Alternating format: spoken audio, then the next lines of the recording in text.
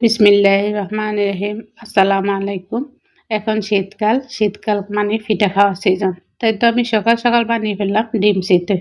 আর ডিম চিতই বানানোর জন্য প্রথমে নিয়ে নিলাম একটা পাতিলে 3 কাপ শুকনো চালের গুঁড়া, 2 চামচ আটা, 1 চিমটি পরিমাণ লবণ, 1 গ্লাস কুসুম গরম পানি। একটু নেড়ে চেড়ে মিশিয়ে নেব। আমি এখানে আটা দিয়েছি যাতে পিঠাটা সফট হয়। আপনারা চাইলে আটাটা স্কিপ করতে পারবেন।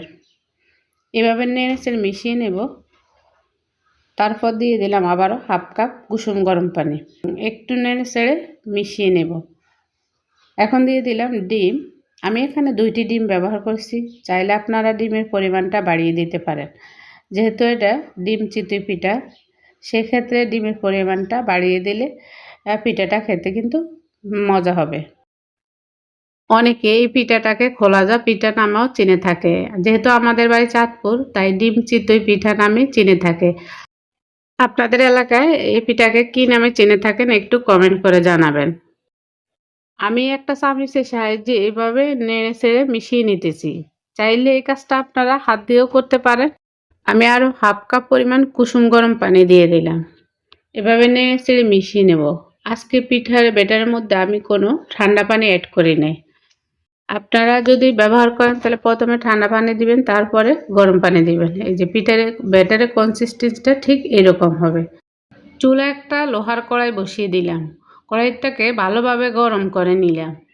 এখন 1 চামচ ব্যাটার দিয়ে এভাবে চামচের সাহায্যে বড় এবং পাতলা করে নিব। আপনি আপনার পছন্দ অনুযায়ী ছোট বড় সাইজের পিঠা বানিয়ে নিতে পারেন।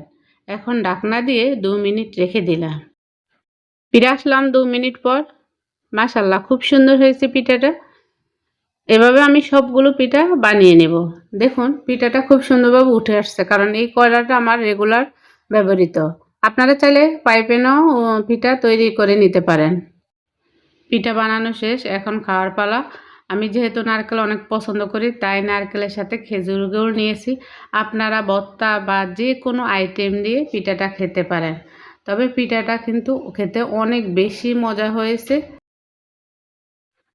চাইলে আপনারাও এভাবে বাসায় পিঠা বানিয়ে তারপরে সবাইকে খাওয়াই প্রশংসা কুড়িয়ে নিতে পারেন। সবাই ভালো থাকবেন। আল্লাহ হাফেজ।